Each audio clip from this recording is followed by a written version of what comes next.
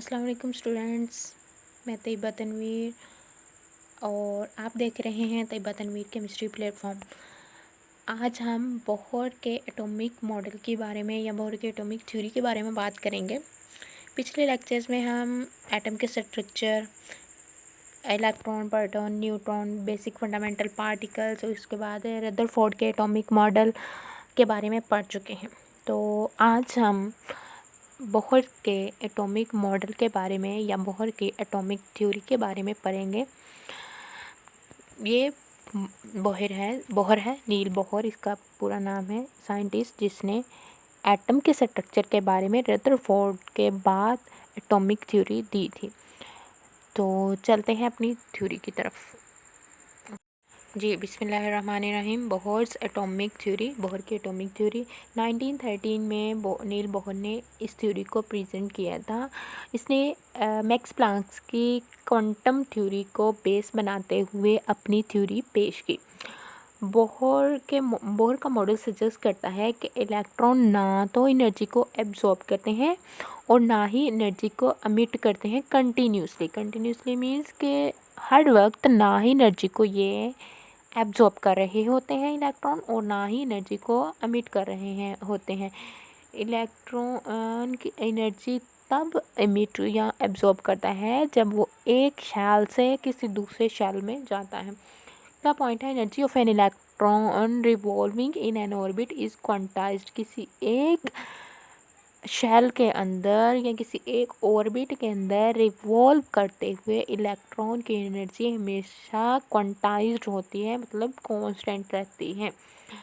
अब ये इसने इसके एटॉमिक मॉडल के बारे में ये डायग्राम दी है कि जब एक इलेक्ट्रॉन इसके गिर्द रिवॉल्व करता है न्यूक्लियस के, तो तब तक उसकी एनर्जी क्वांटाइज्ड रहती है जब किसी एक शेल के अंदर रहता है।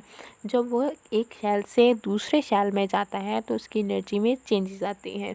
चेंज किस तरह आती है कि अगर किसी बाहर वाले शेल से अंदर वाले शेल की तरफ इलेक्ट्रॉन आए, यानी न्यूक्लियस से दूर वाले शेल से न्यूक्लियस के करीब वाले शेल की तरफ आए, तो इलेक्ट्रॉन एनर्जी को रिलीज़ करेगा, इलेक्ट्रॉन एनर्जी को खारिज करेगा, उमिट करेगा। लेकिन अगर इलेक्ट्रॉन किसी अंदर वाले शेल से किसी बाहर वाले शेल की तरफ जाता है तो ये एनर्जी को एब्सॉर्ब करेगा, एनर्जी को एमिट नहीं करेगा, ठीक है, ऑब्जॉर्ब करेगा सराउंडिंग से। तो ये दिखाए गए हैं सक्सेसिवली शेल के नंबर और शेल के नेम। ये फिगर बोहर के एटॉमिक मॉडल को शो करती है कि किस तरह से बोहर के एटॉमिक मॉडल में ऑर्बिट्स होते हैं और किस तरह से इलेक्ट्रॉन रिवॉल्व करते हैं और किस तरह से उनकी एनर्जी में चेंजिंग आती है।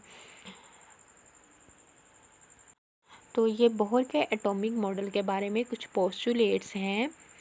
Hydrogen atom consist of tiny nucleus, electron revolve in an orbit of radius R around the nucleus. अच्छा जी, इसने कहा कि हाइड्रोजन का एटम जो है वो बहुत छोटा सा एटम है और बहुत छोटे से न्यूक्लियस पे मुश्तमिल होता है और इस न्यूक्लियस के इर्द गिर्द इलेक्ट्रॉन रेडियस आर के ऑर्बिट में रिवॉल्व कर रहे होते हैं न्यूक्लियस के इर्द गिर्द। अगला पॉइंट था, energy of each orbit is quantized. Her orbit की एनर्जी क्वांटाइज्ड होती है, मतलब कांस्टेंट होती है, चेंज नहीं होती। When electron remain in an orbit they do not emit और एब्जॉर्ब एनर्जी। जब इलेक्ट्रॉन किसी एक ही ऑर्बिट में रहते हैं तो ये ना तो एनर्जी को एमिट करते हैं ना ही एनर्जी को एब्जॉर्ब करते हैं। और जब इलेक्ट्रॉन किसी लोअर एनर्जी ऑर्बिट से हायर एनर्जी ऑर्बिट में जंप करता है तो ये एनर्जी को एब्जॉर्ब करता है, छोटे से बड़े की तरफ जाएगा, यानी नीचे वाले ऑर्बिट से ऊपर वाले ऑर्बिट की तरफ जाएगा तो एनर्जी को एब्जॉर्ब करेगा। लेकिन अगर हायर एनर्जी ऑर्बिट से लोअर एनर्जी ऑर्बिट की तरफ आ रहा है तो ये एनर्जी को रेडिएट करेगा, रिलीज़ करेगा और मिट करेगा, ठीक है। तो एनर्जी की एक्सचेंज को हम इस तरह से लिख सकते हैं, delta E is equals to E2 minus E1 is equals to H nu. यहाँ पे एच प्लैंक्स कांस्टेंट है जिसकी value 6.63 cross 10 to power minus 34 joule second ली जाती है।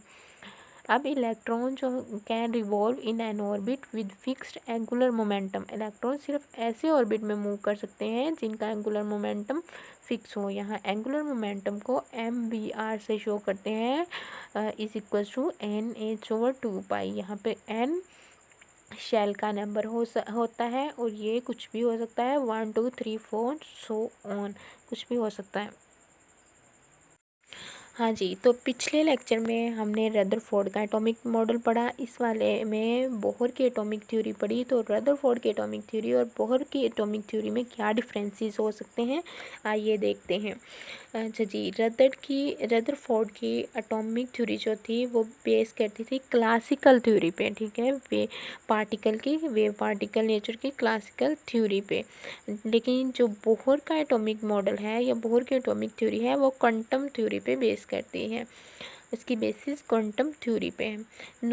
रदरफोर्ड ने ऑर्बिट के बारे में कोई आइडिया नहीं दिया, जबकि बोहर ने बताया कि ऑर्बिट का एंगुलर मोमेंटम होता है। दूसरा, रदरफोर्ड ने बताया कि इलेक्ट्रॉन्स जो हैं वो न्यूक्लियस के गिर्द रिवॉल्व करते हैं, इसने ऑर्बिट के बारे में कोई आइडिया नहीं दिया। जबकि बोहर ने बताया कि जो इलेक्ट्रॉन्स हैं वो न्यूक्लियस के गिर्द फिक्स्ड एनर्जी लेवल्स में, जिन्हें ऑर्बिट्स का नाम दिया गया है, उनमें रिवॉल्व करते हैं।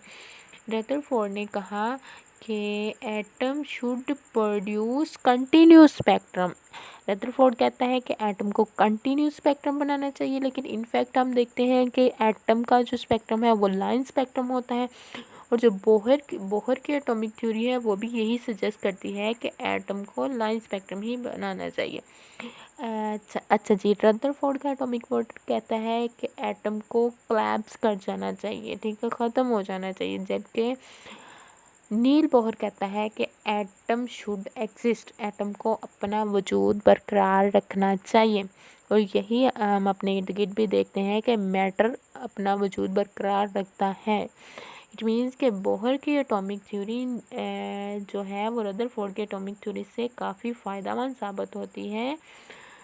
ये आज का हमारा लेसन था। हमने पिछली वीडियो में रदरफोर्ड का एटॉमिक मॉडल पढ़ा, इसमें नील बोहर का पढ़ा, इसमें हमने डिफरेंसेस पढ़े। उम्मीद है आपको समझ आ गई होगी कि रदरफोर्ड के मॉडल में और नील बोहर के मॉडल में क्या डिफरेंसेस थे और किस तरह से एटम का स्ट्रक्चर इन दोनों ने बयान किया। अगर वीडियो पसंद आई हो तो आप मुझे कमेंट करके बता सकते हैं कि नए टॉपिक किस टॉपिक में मैं वीडियो बनाऊं। अच्छा जी, वीडियो पसंद आई हो तो इसे लाइक करें, शेयर करें, चैनल को सब्सक्राइब करें। Thanks for watching. अपना और अपने प्यारों का बहुत सारा ख्याल रखिएगा। अल्लाह हाफिज़।